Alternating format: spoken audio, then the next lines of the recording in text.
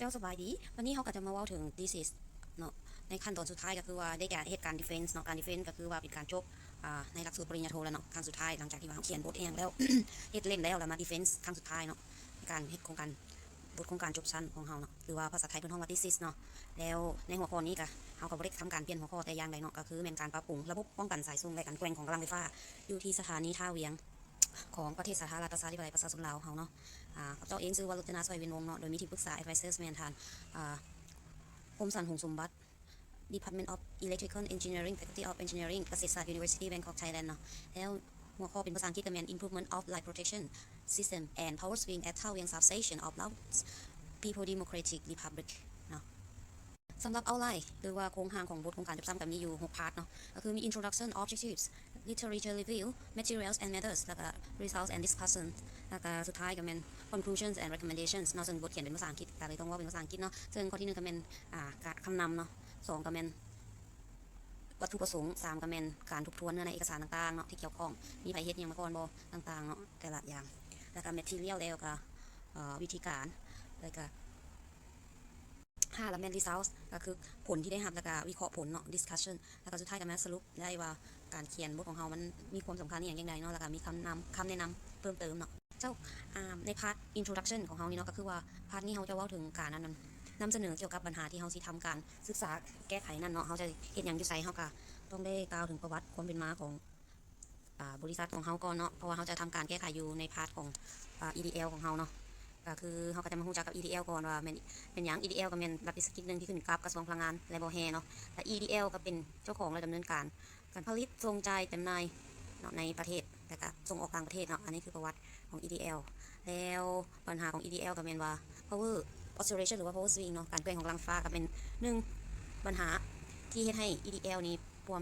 พออยู่แล้วก็มันก็ใหญ่ขึ้นตลอดเนาะและ make some parts of the transmission line เนาะก็คือเฮ็ดให้บางภาคส่วนสายส่งเฮาหันบ่มีความน่าเชื่อถือได้เนาะการเกิด power swing ก็คือว่ามันจะเฮ็ดให้มีแรงดันกับกระแสขึ้นลงบ่เท่ากันบ่ไปนํกันบ่อินเฟสกันเนาะแต่เฮ็ดให้อาจจะมีแรงดันขึ้นสูงหลายบางเทื่อก็กระแสขึ้นสูงหลายซึ่งเป็นผลกระทบต่ออุปกรณ์ของระบบไฟฟ้าเฮาเนาะที่ว่าเพราะว่ามันบ่ถึงว่าอาจจะทนแรงดันบ่ได้แล้วเฮ็ดให้มันระเบิดหรือว่าเปได้เนาะอันนั้นเป็นความสำคัญเช่นต่อกันไฟอาจจะแตกบ่เนาะแล้วก็พวกสายส่งบางพาร์ทอาจจะระบบป้องกันทำงานผิดพลาดบ่อย่างซี่เนาะ power swing มันจะเห็นในหลายอย่างถ้าว่าเป็นรับพวกผู้สวมใส่กันเป็นเครื่องอุปกรณ์อิเล็กทรอนิกส์ก็เจ้าที่ว่ามันจะบ่ได้ออกแบบให้ทนต่อแรงดันสูงหลายปานใดนั้นอาจจะเห็นให้อุปกรณ์เส้นโทรทัศน์ก็เจ้าเนาะเกิดได้เนาะเครื่องมอเตอร์อีหยังก็เจ้าบางเทื่อก็อาจจะไหม้ได้ก็เป็นสาเหตุหนึ่งที่ว่าย้อนจากการเกิด power swing ในระบบของเฮานั่นเองเนาะซึ่งว่าการเกิด power swing ในระบบของเฮาก็แม่นว่านับมือก็แฮงนับใหญ่ขึ้นเพราะว่าระบบเฮาใหญ่ขึ้นมีการตัดต่ออย่างเจเนเรเตอร์โหลดอย่างต่างๆที่ว่ามันใหญ่ขึ้นเนาะระบบมันทั่วประเทศจังซี่มันอาจจะมีการใส่โหลดเพิ่มโหลดอย่างต่างๆของจักรโรงงานขนาดใหญ่แล้วมันก็อาจจะเป็นการรบกวนต่อระบบไฟฟ้ากำลังของเฮาได้เนาะทันทีรู้ปัญหาแล้วเนาะแล้วก็เอาคำเบิ่งอีกจุดนึงก็คือว่าผู้ที่ว่าได้หาปัญหาของเฮาก็คือว่าเวลาเฮาส่งขายไฟให้กับลูกค้าคืออีแกเนาะก็เขาเจ้าก็จะได้รับผลกระทบไปน้ำเฮาคือกันเนาะเวลา power มันสวิงมันก็ทั่วระบบก็จะได้รับผลกระทบบ่จะสวิงไปหมดเพราะง่ายๆก็คือว่าจังซั่นเนาะมันจะมีการสวิงไปทั่วระบบเลยเนาะซึ่งว่าอีแกกับ EDL นี่มีการเชื่อมต่อกันอยู่5จุดนั่นเองเนาะก็คือหนองคายธนาแรงแล้วก็ธนาแรงโพนต้องเนาะแล้วก็มีอย่างบึงกาฬปากสัน3แล้วแม่นมุกดาหาร2บางยะบางเองก็ปากบ่อแล้วก็5ก็แม่นสิรินธรครับบางยะเนาะ5จุดอันนี้ก็แม่นเฮาได้เชื่อมต่อกับอีแกเนาะซึ่งแต่ละอันนั้นจุดเชื่อมต่อถ้ามันเกิด power swing นั่นค่ะแน่นอนว่าก็ได้รับผลกระทบตามกันเนาะแล้วก็อันนี้เป็นกรณีที่กระเจ้าเห็นอยู่ในการเกิด power swing เนาะที่ว่าได้มีการเชื่อมต่อกันทันก็สามารถบันทึกได้ก่อนการเหตุการณ์ power swing ใส่โหลดอีกอย่างจักเมกเนาะเพื่อใช้ในการวิเคราะห์อย่างต่างๆกระเจ้าก็อันนี้มันเกิดที่วันที่2กรกฎาคมปี2559ปีนี้2563ก็ประมาณ4ปีผ่านมาเนาะก็คือว่าหนองคายโพนต้องกับแมนอยู่162เมกะวัตต์หนองคายชนะแรง37เมกะวัตต์บึงการปักสัน2เมกเนาะน้ำเงิม2บริสุทธิ์เอียงเทินหินบุญกับ328เมกแล้วก็น้ำเงิมท่านครพนมท่าแขกกับ70เมกเนาะแล้วก็น้ำเทิน2กับแมน677เมกะวัตต์มุกดาหารปากบ่อกับแมน21เมกะวัตต์เนาะอันนี้ก็เราก็ได้รับผลกระทบคือกันกับเฮาเนาะ นี้เหตุการณ์ตัวที่สองก็คือว่าเกิดภาคตะวันออกเฉียงเหนือคือกันเนาะของกระเจ้าก็ได้บันทึกเหตุการณ์ก่อนเกิด power swing เนาะประมาณ9 โมงเช้า51 โมงเช้าเนาะในวันที่3อาจจะเป็นมื้อต่อมาเนาะอาจจะแต่ละสายส่งก็จะบันทึกไว้ว่าตัวใดไส้ใดบริไส้หลายไส้น้อยเท่าใดเนาะเจ้า power swing ก็คือว่าเนาะสำหรับในลาวเฮาก็มี case study ตัวนี้เนาะก็คือว่าpower swing ส่งผลกระทบเกิดกระทบกับระบบส่งภาคกลางส่งสายส่ง115 kV เนาะซึ่งเฮามีอยู่จักสถานีมีอยู่ E สถานีเนาะมีอยู่ A หา E สถานีก็คือว่าสถานี A เมนสถานีเทาเวียง2 B เมนสถานีปักซัน3C เมนคอนสง D เมนท่าแขก E เมนนครพนมเนาะตัวสายส่งตัวนี้เวลาเกิด power swing เนาะมันจะเฮ็ดให้ distance ของสายส่งตัวนี้ trip เนาะความหมายเพิ่นก็คือว่ามัน trip มันเป็นยังคือ trip ทั้งที่มันบ่ได้เกิดฟอเนาะมันเป็นอย่างคือ trip ได้อันนี้เป็นปัญหาที่ว่าเราต้องได้มาทำการศึกษาและแก้ไขนั่นเองเนาะแล้วหลังจากที่ distance เส้นนึง trip เนาะแล้วอีกเส้นนึงพอมันเป็นวงจรคู่ขนานก็คือว่าอีกเส้นนึงจะเป็น overcurrent เลยทันทีแล้วก็จะเฮ็ดให้ overcurrent อีกเส้นนึงทำงานเกิด blackout ทั่วระบบเนาะของประเทศเฮาแล้วก็ประเทศเพื่อนบ้านนำเนาะก็สามารถส่งไฟได้อันนี้ก็คือปัญหาที่เกิดขึ้นที่ว่าเป็นปัญหาใหญ่อีกตัวอย่างหนึ่งเนาะแล้วเขาก็จะนำ case study ตัวนี้มาศึกษาเนาะว่า distance เป็นอย่างนั้นถึงทำงานทั้งที่หน้าที่ของมันเป็นตัดกระแสไฟเนาะเจ้าวันนี้เขารู้แล้วว่าเขาจะนำปัญหานั้นมาวิเคราะห์เนาะเพื่อยังเพื่อมาศึกษา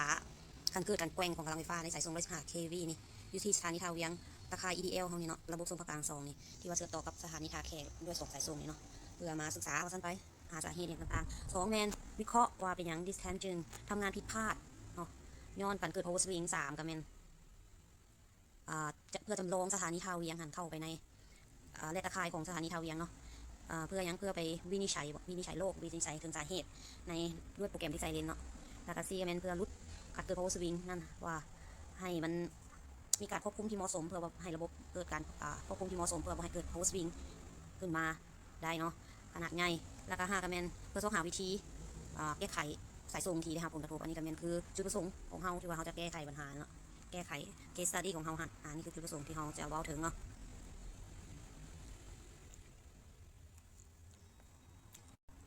เจ้าสำหรับในการศึกษาปัญหาอย่างต่างๆสิ่งอื่นเมื่อเราก็ต้องได้มา literature review นะภาษาอังกฤษก็คือว่าทบทวนเอกสารที่ว่าเคยมีคนศึกษามาก่อนบ่มันเป็นไปได้บ่สิ่งที่เรานั่นเนาะเขาก็จะมาเบิ่งเรื่องของมาทวนคืนเอกสารต่างๆว่ามีคนเขียนเกี่ยวกับแบบซิโบเนาะแล้วอ่านเบิ่งเขาได้ไอเดียจังไดเนาะก็จะมีอุเมอร์นาซิมเนาะคานแล้วก็ลูยันปี2007เนาะเพิ่นก็ได้ศึกษาการทำงานของรีเลย์เนาะพื้นฐานการทำงานของ relay distance เนาะแล้วก็ทฤษฎีเกี่ยวกับการป้องกันสายส่งเนาะแล้วก็เพิ่นก็ได้การศึกษาเพิ่นก็ได้เน้นใส่การวินิจฉัยdistance relay เนาะว่าทำงานผิดพลาดได้จังไดแล้วก็ผลกระทบ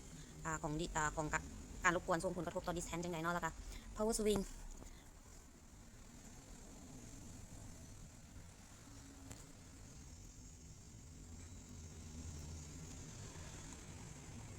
เจ้าเพิ่นก็ว่าpower swing เนาะตัวที่3เนาะ power swing นี่ก็อาจจะเป็นสาเหตุพื้นฐานที่พาให้เกิดการรบกวนแม่น power swing นี่อาจจะเกิดจากการรบกวนขนาดใหญ่เนาะในระบบซึ่งถ้าเราบ่ได้บอกมันก็อาจจะเกิดการทำงานผิดพลาดของ power swing เนาะเพิ่นว่า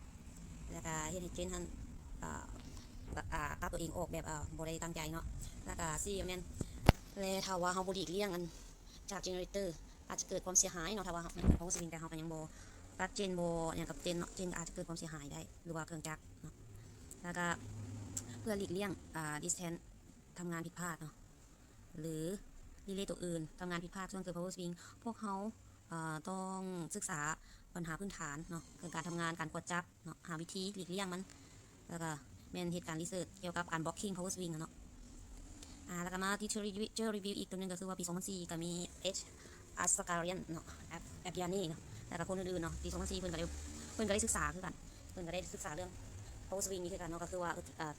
การทริปการตัดสายส่งช่วงเกิด power swing เนาะก็จะพาให้เกิดความบ่เสถียรภาพของระบบกำลังไฟฟ้าเนาะและมันจำเป็นที่จะrecognize the power swing from fault เนาะและมันจำเป็นที่จะต้องให้จื้อว่าถ้าว่ามันเกิด fault แล้วมันก็อาจจะเกิด power swing ได้คือกัน3ก็คือว่าความเสถียรภาพขอบเขตความเสถียรภาพนี่ก็ขึ้นกับการblocking power swing ได้คือกันเนาะคุณว่าการ blocking power swing ต้องถูกเซตคือกันเนาะเพื่อให้เกิดความเสถียรภาพประมาณนี้เนาะแล้วอีกเฮาสิเฮ็ดจังได๋ power swing นี่เพิ่นว่าควรจะวิเคราะห์ก่อนว่ามันเกิดได้จังไดมันระบบเฮาสมมุติเฮามีระบบเฮามันประมาณขนาดใดใช้โหลดประมาณขนาดใดถึงเกิด power swing หรือว่าตัดโหลดขนาดใดเจนหน่วยใดนั้นเกิด power swing หน่วยหลายส่ำใดเนาะที่ว่ามันส่งผลกระทบได้นะอันนี้ก็เป็นการวิเคราะห์ก่อนนี่นะต่อมาหลังจากวิเคราะห์แล้วก็เฮาก็มาเบิ่งว่าถ้าว่ามันเกิดพวก transient ขึ้นที่มันเกิด power swing บ่เฮาก็ต้องมาเบิ่งความเป็นไปได้เนาะ ประมาณใดมันจะเกิด power swing สมมุติว่าถ้ามันเกิด fall เกิดขึ้นแล้วเนาะแล้วก็3ก็แม่นเบิ่งว่าสภาวะ critical ของมันเนาะก็คือว่าวิกฤตของมันถ้าว่า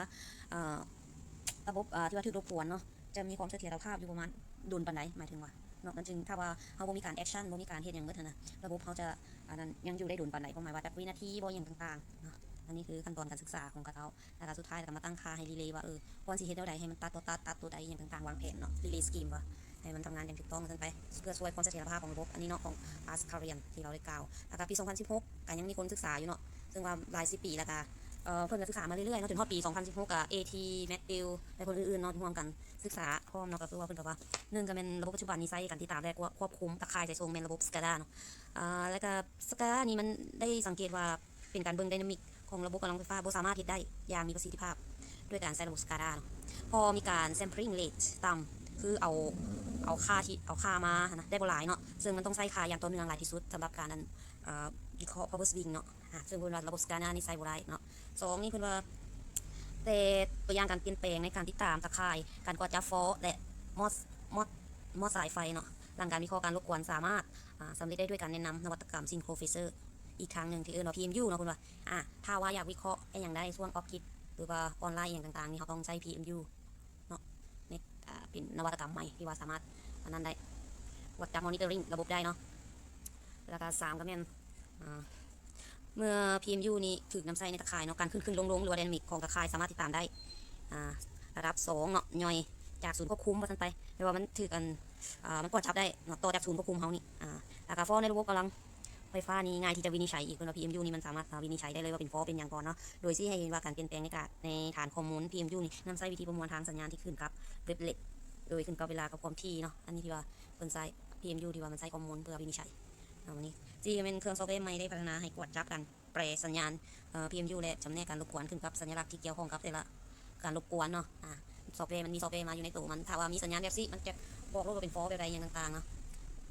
แล้วก็เป็นการควบแล้วก็5ก็เป็นการรวบรวมข้อมูล SCADA เนาะเข้าในระบบจะแก้ไขความเสถียรภาพได้การแล้วก็อธิบายการรบกวนได้แล้วก็จำแนกตำแหน่งของฟอลได้อย่างต่างๆเนาะดังนั้นจะมีการแก้ไขให้แก้การวิเคราะห์การรบกวนของระบบอีกนี่มันจุดดีของตัวนี้ที่ว่าเราได้วิเคราะห์ได้ศึกษาตัวนี้เนาะแล้วก็ยังมีอีกปูโตไปก็เป็นปี2011เนาะจากข้อมูลก็ได้ศึกษาคือกันเพิ่นว่าทุกการรบกวนแม่นอ่อนไหวต่อการแกว่งของกำลังไฟฟ้าเพิ่นดังนั้นการแกว่งดังกล่าวสามารถเกิดขึ้นหลังเหตุการณ์ดังกล่าวเช่นเกิดฟอลแล้วมันอาจจะเกิด power swing หรือว่ามีการเปลี่ยนแปลงตัดต่อของระบบเนาะเกิดขึ้นมันจะเกิด power swing ได้ที่กันแล้ว2ก็แม่นการแกว่งของกำลังไฟฟ้าเกิดขึ้นย้อนระบบเคลื่อนย้ายจากจุดสมดุลที่มีความเสถียรภาพไปหาจุดสมดุลอื่นที่มีความเสถียรภาพคือกันเนาะแล้วก็3ก็เมื่อระบบมีการแกว่งบ่มีความเสถียรภาพระบบสามารถหลุดออกจากการขนานปรากฏการณ์เหล่านี้สามารถแสดงให้เห็นตามลำดับเรื่องต่อคุณลักษณะที่รีเลย์ถูกรบกวนเนาะนี่เพิ่นก็มีการชื่อว่าจังไดเป็นหลักฐานได้ว่าสิ่งที่เฮานั่นเฮามีแนวทางแก้ไขได้เนาะแล้วก็มันก็ส่งผลกระทบต่อรีเลย์แท้มันเกิดเวลาเกิด power swing เนาะซึ่งมีการคนศึกษาคนคว้ามาหลายเนาะเอกสารแล้วก็เป็นวิทยานิพนธ์ของหลายๆประเทศได้และประเทศลาวเขตลาวเฮาก็เป็นน้องเองเนาะเป็นผู้ศึกษาก็ซั่นไปแล้วก็มาในเรื่องของทฤษฎีเนาะ power transmission protection เนาะระบบป้องกันสายส่งกำลังไฟฟ้าเนาะแต่เขามาว่าขึ้นอีกครั้งนึงก็คือว่าระบบการแบบ distance เนาะเป็นระบบการหนึ่งที่ว่าทำไส้หลายทวนสายส่งเนาะแล้วก็ตัวสถานีสายส่งใหญ่แล้วก็สายส่งย่อยเนาะแล้วก็ค่าของมันที่วัดก็คือว่า v ส่วน i เท่า z เนาะวัดค่า impedance เวลาตั้งค่าอยู่ในdistance นี่จะตั้งเป็น z โซนอย่างต่างๆเนาะจากโอห์ม r จากโอห์ม x จากโอห์มเนาะของสายส่งแล้วมาว่าคืนอีกทีนึงเนาะเวลาตั้งโซนก็คือว่าเท่าไรจากเปอร์เซ็นต์80%หา90%ของโซน1เนาะหรือว่าโซน AB โซน1เขาจะโซน ZAB เนาะเขาจะตั้งอยู่ที่80%หรือว่า90%ของZAB Z 2หรือว่าโซน2เนาะตั้ง ZAB บวกให้0.50%หรือว่า0.5ของ ZBC เนาะแล้วก็โซน3ก็แม่น ZAB บวกให้ ZBC คูณด้วย1.2หรือว่า120%นั่นเองเนาะอีกครั้งหนึ่งเวลาเกิด power swing แน่นอนว่ากระแสแห่งกันมันเป็นอัตราส่วนกันเฮ็ดให้ Z impedance มันอาจจะต่ำลงเนาะเวลามีกระแสสูงเวลามีกระแสสูงเนาะถ้าว่ามีกระแสต่ำก็เฮ็ดให้ Z อาจจะเพิ่มขึ้นหลายได้คือกันเนาะเพิ่มขึ้นหลายเพิ่มลดลงเพิ่มขึ้นเนาะตามเวฟฟอร์มของแรงดันของกระแสนี้เนาะอันนี้ก็เกิดเป็น power swing ได้แล้วก็มีการรบกวนต่อกับสาย distance ของเราได้ที่เฮ็ดให้ distance เราทำงานผิดพลาดนั่นเองธรรมดามันจะตัดฟอแต่ว่ามันเป็นการตัด power swing เนาะ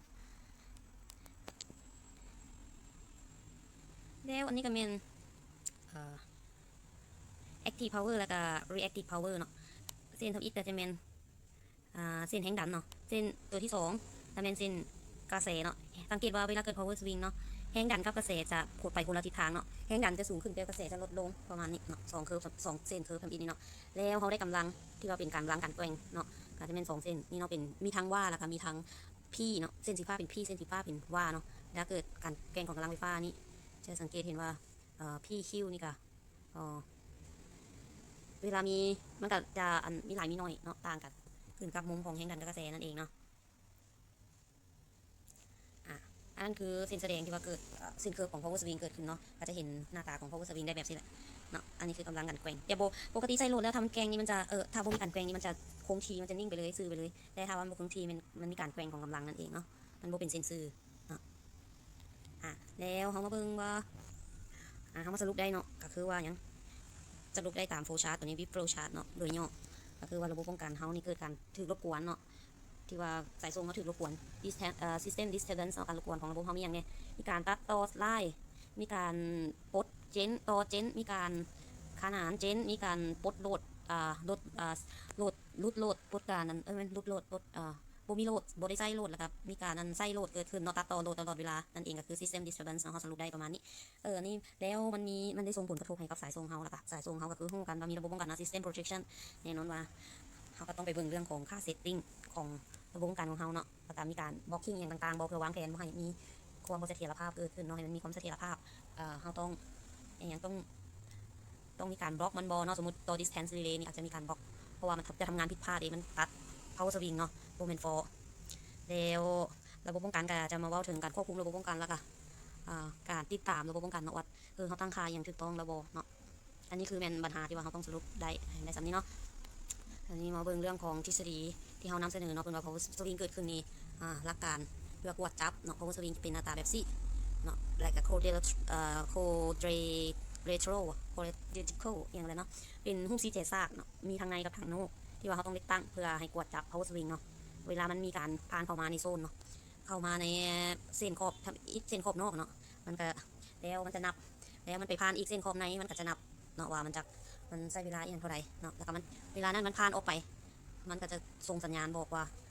มันมีการเกิด power swing ขึ้นมาเนาะแต่ถ้าว่ามันผ่านเข้ามาในค่าที่เขาตั้งไว้เนาะขอบ1ขอบ2มันผ่านเข้ามาแล้วไปอีกขอบนึงแล้วไปอีกขอบนึงเบื้องซ้ายมือแล้วมันออกไปเนาะอันนั้นก็เรียกว่า out of set ก็คือระบบ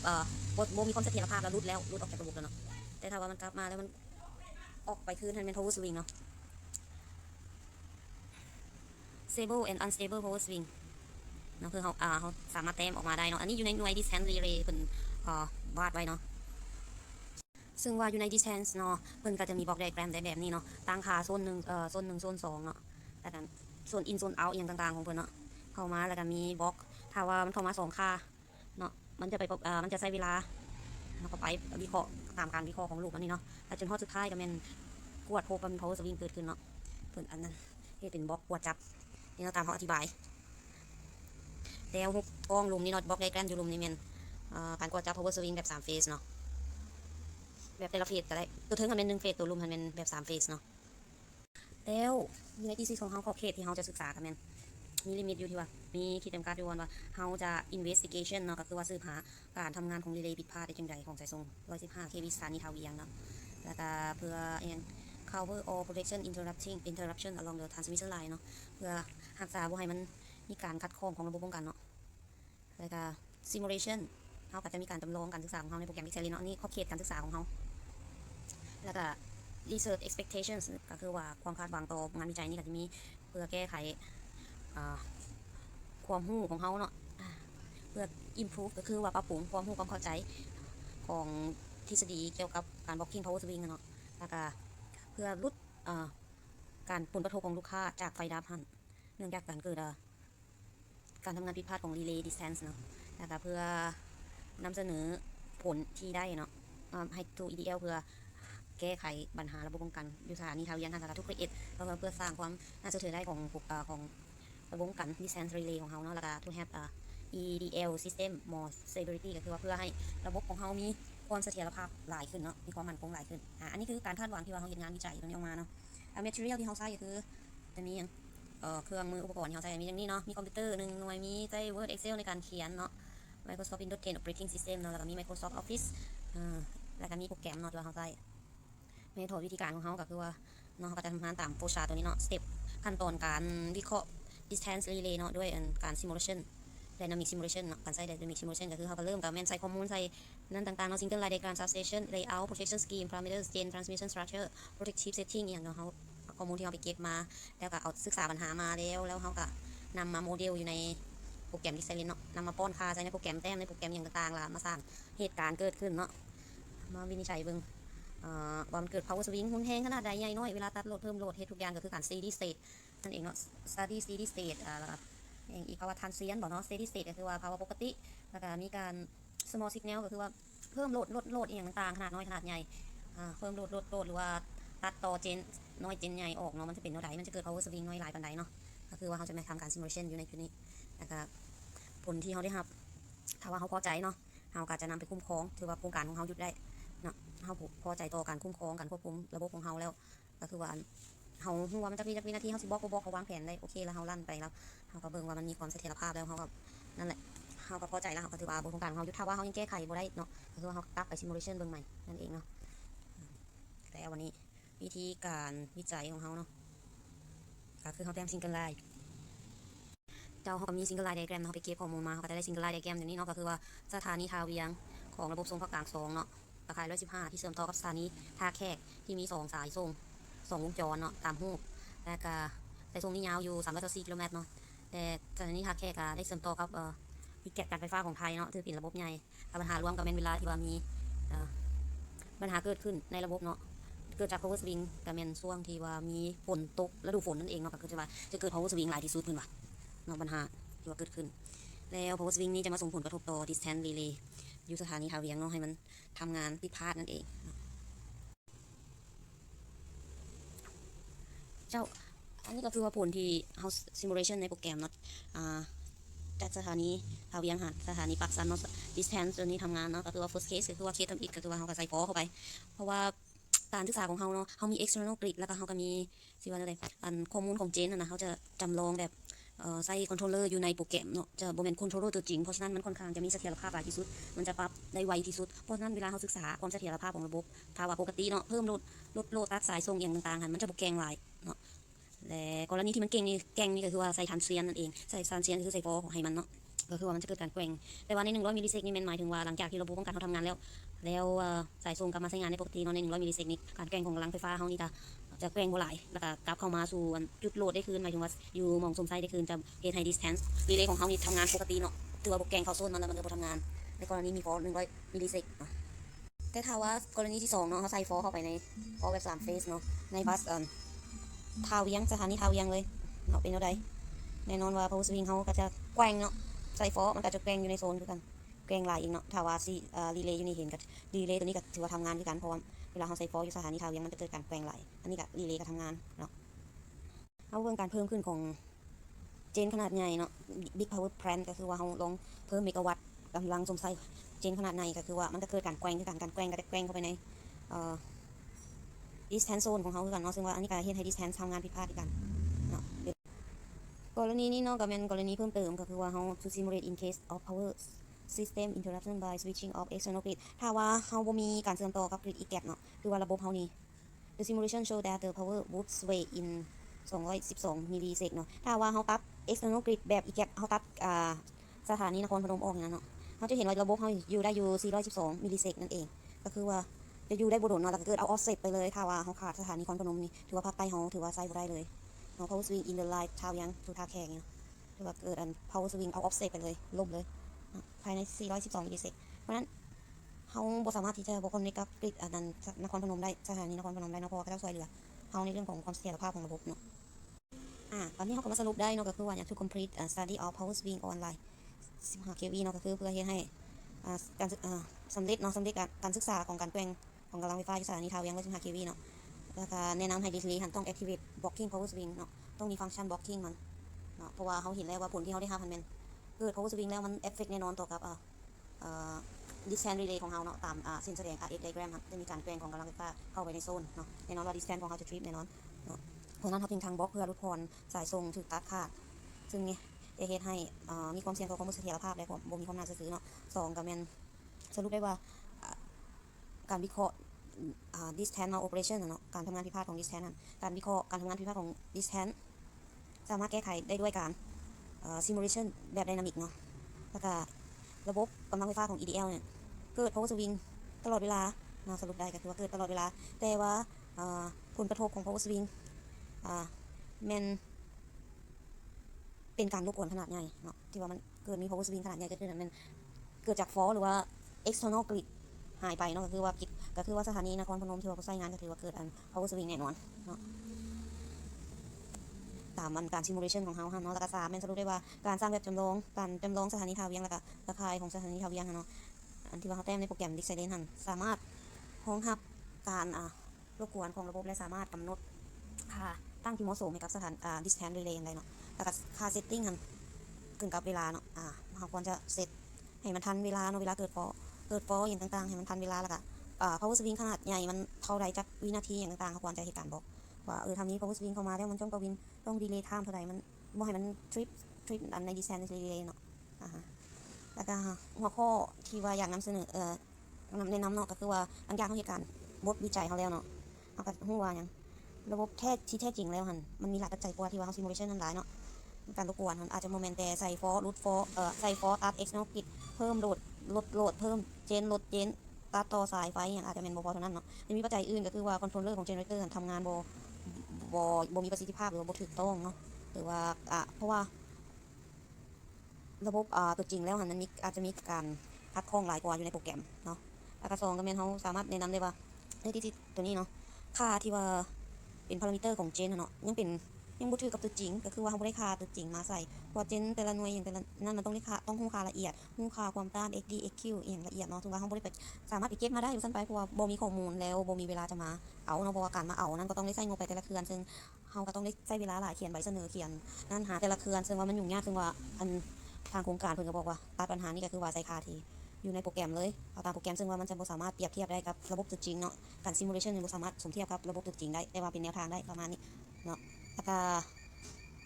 ตะข่ายของ EDL ปัจจุบันนี่ก็มีแต่ระบบ SCADA ที่ว่าทำการติดตามระบบเนาะ SCADA นี่จะบ่สามารถ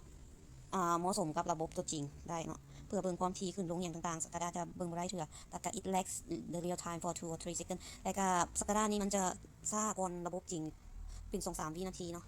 แล้วก็ that means ที่ว่าหมายความว่าระบบนี้บ่สามารถควบคุมการรบกวนทันทีได้ฉะนั้น EDL นี่ควรจะมี